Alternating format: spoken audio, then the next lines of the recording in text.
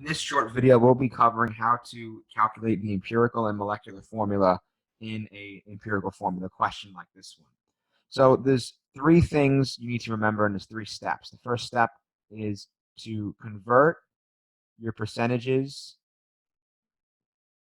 into grams. So you want to always pretend that your compound composition is a sample of 100 grams or just some amount of mass. And even if it's a percent, that you can make that out of 100 grams, for example.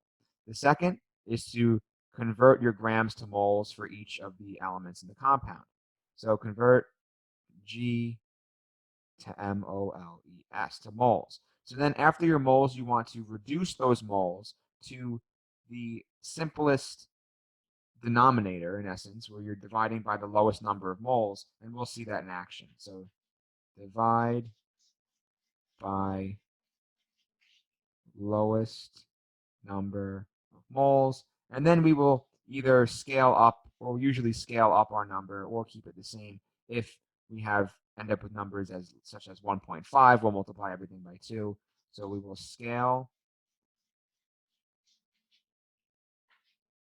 the simplified moles to whole numbers. All right, so let's get started. We have a compound that contains 26.56% potassium, 35.41% chromium, and the remainder is oxygen. So right there, remainder. Since we have a percent value, which all the percents will equal 100, you can just take 100, subtract 26.56, and subtract 35.41 to get the remainder of the oxygen. But let's start with potassium.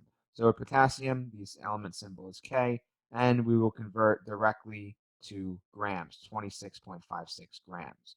Then chromium. So chromium, we will do the same thing. Chromium is Cr, and we will have 35.41 grams. And then the remainder is oxygen. So we will get a calculator.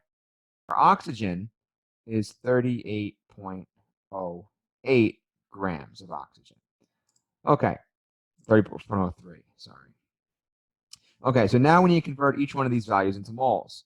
So that's a bad division sign. We're going to divide potassium by the molar mass of potassium, which is 39.1. Chromium, the same thing. The molar mass of chromium is 52. And the molar mass of oxygen is 16. So once we do this math, we'll get 0.68 moles for potassium, 0.68 moles for chromium, and 2.37 moles for oxygen. So now our next job is we're going to divide all of these numbers by the least amount of moles. So the least amount of moles is actually tied between chromium and potassium at 0.68. So we're going to divide all three of these numbers by 0.68. And we will get 1 for potassium. We will also get 1 for chromium. And we will not get 1. We will get 3.48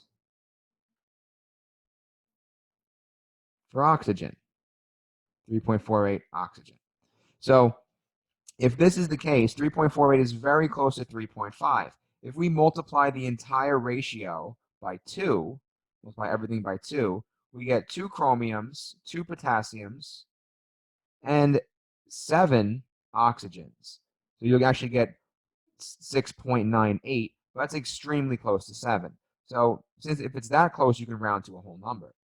Now, this is the empirical ratio, the simplest form ratio for this compound. So you will have K2Cr2O7, otherwise known as potassium dichromate. But now let's say, hypothetically, that the molecular formula for another compound is actually 588.37 that has the empirical formula similar to our potassium dichromate.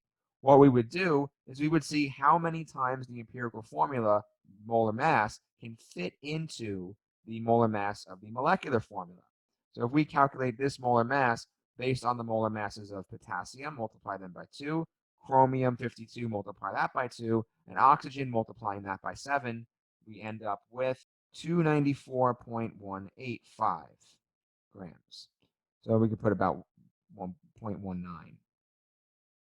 So if that's the case, how many times does 588.37, how many times does that divide into 294? And the answer is 2. So if we do 588.37 0.37 divided by 294.18, you get very, very close to 2. This means that the empirical formula multiplied by 2 gives us the exact same molar mass as the molecular formula, which means that has to be the answer for the molecular formula. So it would be K4Cr4O14. Now, this isn't a thing. This is just hypothetical, but this is how you would do this kind of question.